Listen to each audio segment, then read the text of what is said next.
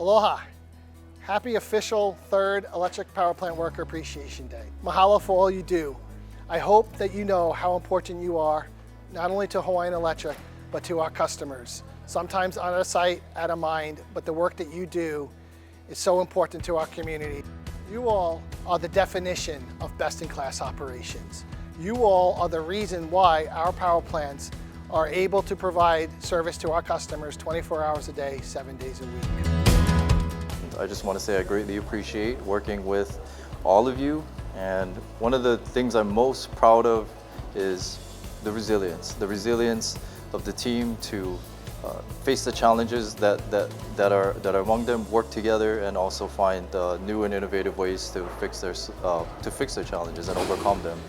I want to thank you for all the hard work and effort you guys put in to keeping the lights on and providing a service to our community. Continue working safely. Take care and God bless. I wish you a happy Electrical Power Plant Worker Appreciation Day, and I thank you for all the work you do every day, all year long.